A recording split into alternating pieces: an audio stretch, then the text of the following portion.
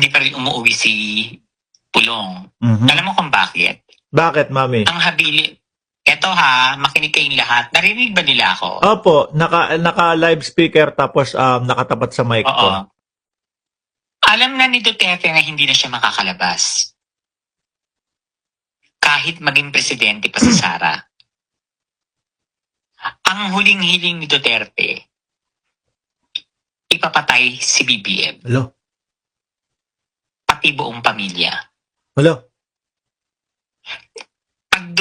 I-ano mo yung yung sinabi ni Pulong, you will pay for what you did to my father. Oo, nakita ko yun. Nabasa ko yun. Yun. Oo. Idugtong mo ngayon yung statement ni Harry Roque na pwede lang mawala si BBM kung kukunin siya ng Diyos. Ay, grabe. Meron? Hindi ko pa nakita yun. Pinos, inano ko na yan alam mo kaya hindi ako ngayon sa Facebook ko. Sinadya nilang i-mass report ang Facebook ko noong October 12.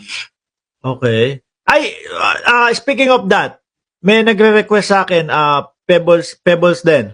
Ikaw yan, Mami? Oo, akin yun. Okay, Gumawa okay. ako ng bago, yung 4 na. Okay, yung okay. 4 na. I-accept ko kasi hindi ko pa na-accept hanggat hindi kita nakakausap eh. Gumawa agad ako ng bago. Opo. Ngayon, nabibisit na sila sa akin kasi yung September 21 rally, alam ko lahat yon. Oo. So, in-inform ko sila Browner, in-inform ko lahat, pati Palacio, in-inform ko sila kung sino funder, nagagawa sila ng coup, ayun, ang gulo lahat, nangyari lahat. Opo. Kaya nung lumabas yung news after 4 days na meron palang pinaplanong coup or destabilization, natawa na lang ako.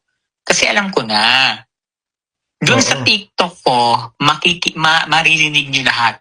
Ilinabas ko lahat ng ebidensya. September 19 pa lang, sinabi ko na may linulutong coup. September 20, sinabi ko ang funder si Chabit, yung mga nakademandang contractors, yan sila Alcantara, yung mga engineers, at yung USEC na si Bernardo.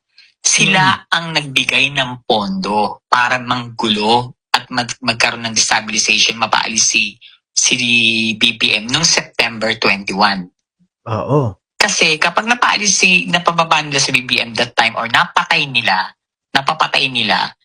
absuelto lahat. Into lahat, oo. Pati si Roque, uwi. As absuelto lahat, yun ang plano.